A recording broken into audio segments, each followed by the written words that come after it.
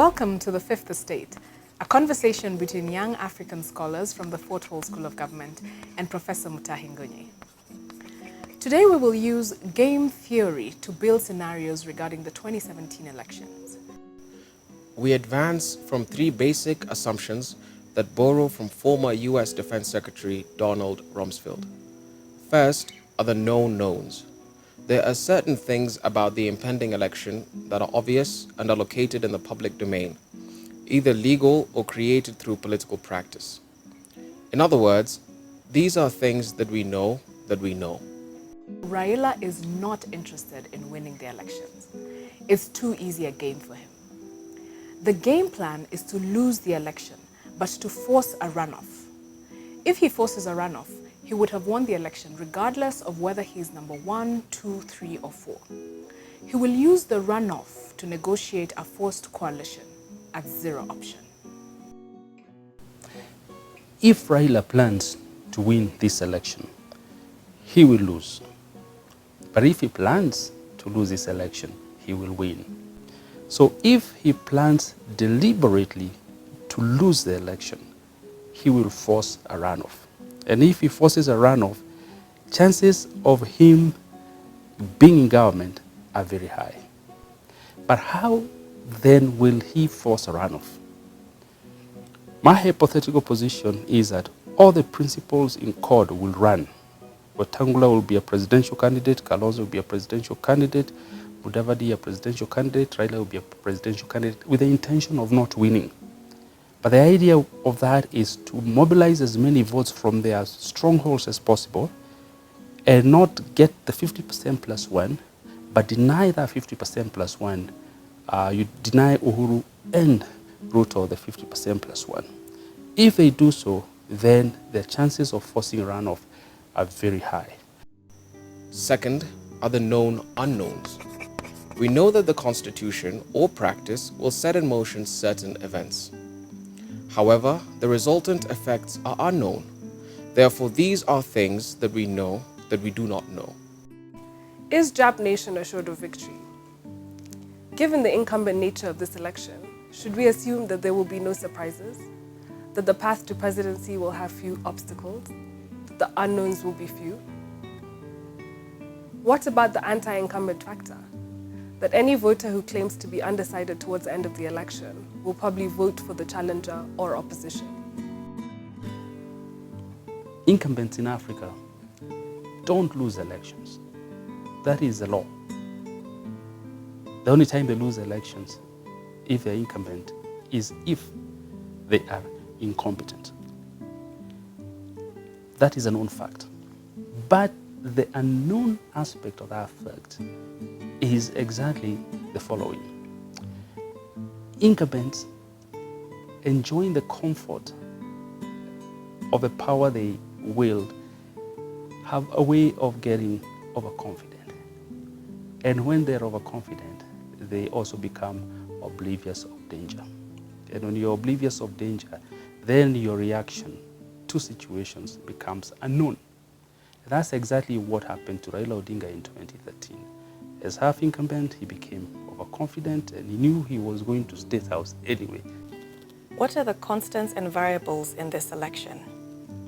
1. We know that the 2013 election was won on the 18th of December due to high voter registration in Jubilee strongholds.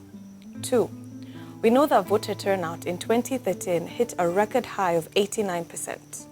This election was won and a runoff avoided by a margin of 1%.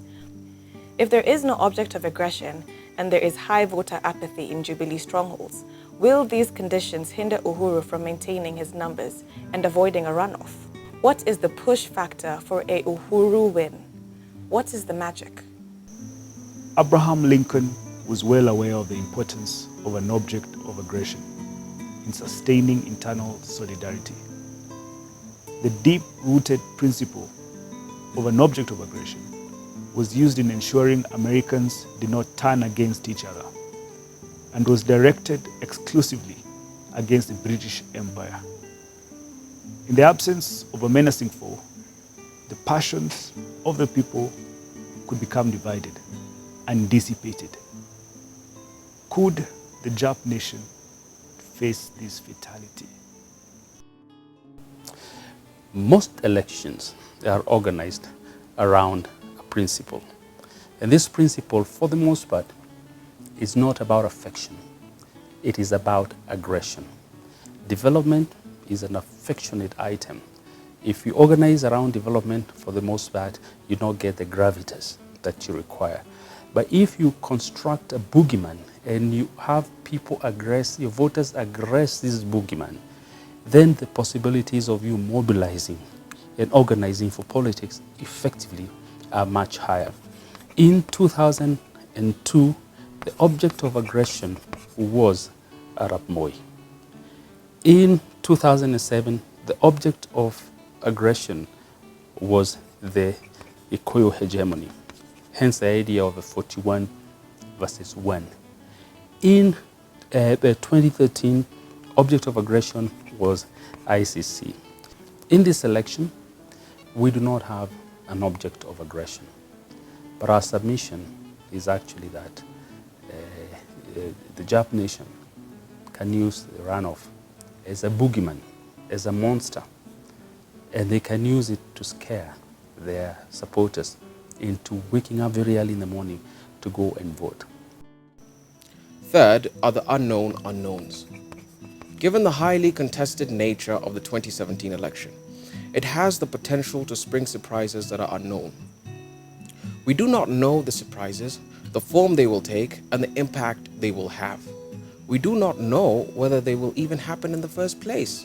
In other words, we do not know that there are things that we do not know. This is a random footnote for William Ruto.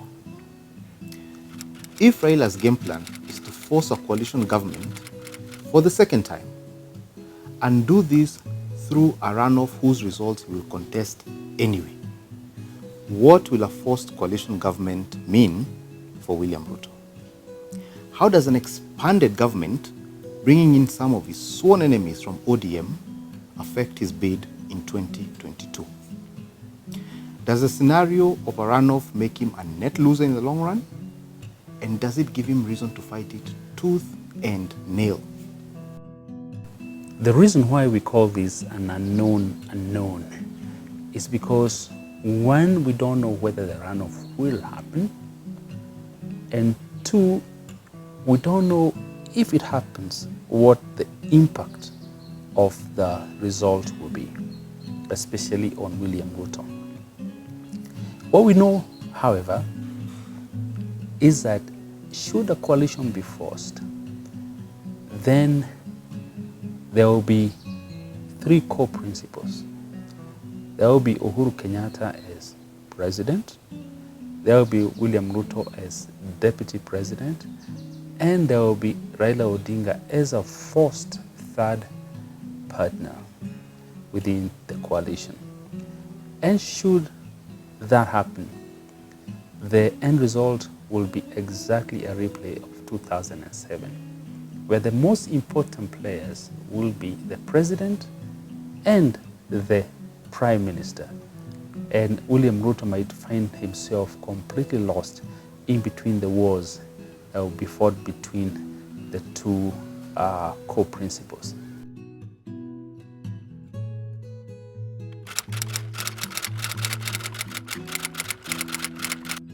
Footnote to William Ruto reads in part, "Dear Mr. Ruto, the gods have favored you. They have brought you from very far. Now you have to work very hard not to become president. And the coming runoff is your first test. To overcome, you must remember the voice of the late Otieno Kajwang when he told us that the struggle is hardest at the time when victory is nearest. Hence, you must not sleep. You must not celebrate."